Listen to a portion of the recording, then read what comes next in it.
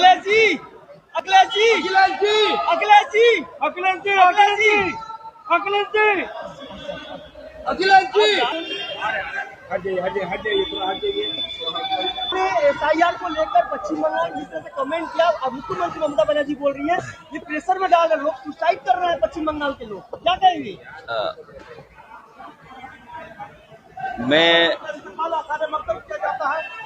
मैं सबसे पहले तो ये कहना चाहता हूं कि भारतीय जनता पार्टी की SIR की एक्सरसाइज ये वोट बढ़ाने के लिए नहीं है, वोट काटने के लिए है।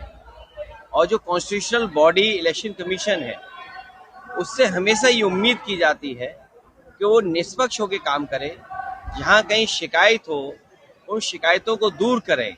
लेकिन इधर ये देखने को मिला है, उत्तर प्रदेश हो, बिहार हो, आपका स्टेट वेस्ट बंगाल हो, जहाँ पर ये देखने को मिलता है ये वोट ज़्यादा काटना चाहते हैं।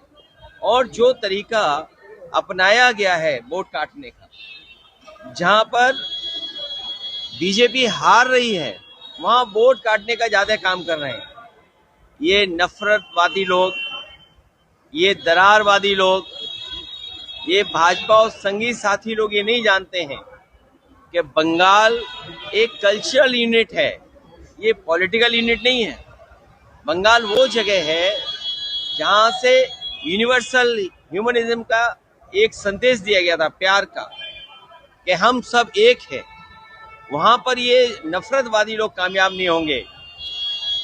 दीदी से ईडी हारी और जो पेन ड्राइव के पेन से अभी तक उभर नहीं पाई है भारतीय जनता पार्टी, जो पेन ड्राइव का पेन है उससे उभरी नहीं है भारतीय जनता पार्टी।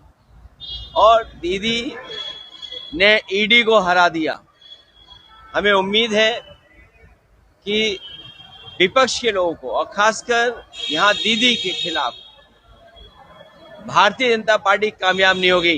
भारतीय जनता पार्टी हारेगी और भारतीय जनता पार्टी सब जानते हैं कि भारतीय जनता पार्टी हारने वाली है, लेकिन इज्जतदार हारना चाहती है, इज्जत के साथ हारना चाहती है।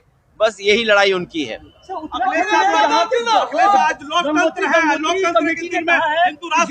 बनाने की बात हो रही है, क्या कहते हैं इसके बारे में? ये भारतीय जनता पार्टी के लोग आज किसी और के लिए कह रहे हैं, कल हमारे लिए कहेंगे। हमने तो वो समय भारतीय जनता पार्टी का देखा है जहां पर मुख्यमंत्री आवास को गंगा जल से धो रहे थे। ये क्या भारत में संभव है, हिंदुस्तान में संभव है ये बातें? तो ये नफरत फैलाने का जो इनका तरीका है, ये दरार डालने का जो तरीका है, जो इनका डिवाइड करने की पॉलिटिक्स है, यूपी में भी हारी लोकसभा में, बंगाल में भी इस बार हारने जा रहे हैं ये लोग। आप सीएम से की मुलाकात होगी? आपका मुलाकात होगी। और सर एक बात बता रहे हैं, अभिषेक बनर्जी जो दिन प्रतिदिन रैली कर रहे हैं, जो नजदीक है विधानसभा चुनाव में, क्या सोच रहे हैं कि बंगाल में बीजेपी बहुत बड़ी हार हारने जा रही है। ये नफरतवादी लोग हारेंगे, ये जो बांटने वाली राजनीति करते हैं वो हारने जा रहे हैं। यूपी में करोड़ों लोग का नाम काट दिया गया, जिसमें से समाजवादी के लोग ज्यादा कर रहे हैं, इसके बारे में क्या? ये जो बंगाल में कर रहे हैं उससे ज्यादा यूपी में कर रहे हैं। अगर आपके यहाँ 1 करोड़ वोट कटा है तो हमारे यहाँ 4 करोड़ वोट कटा है। ये कैसे समझदार लोग हैं बीजेपी के लोग। ये अपने आप को कहते हैं कि हम टेक्नोलॉजी को समझते हैं, हम डिजिटल इंडिया बनाना चाहते हैं, लेकिन इनके ऐप में न जाने कितने संशोधन हुए हैं। इनको इनका ही ऐप इनको समझ में नहीं आ रहा है। और कभी मैपिंग, कभी अनमैपिंग। पहले मैपिंग किया तो इतने लोग वोट में आ गए, 1 करोड़ हमारे, फिर अनमैपिंग कर दिया 1 करोड़ वोट।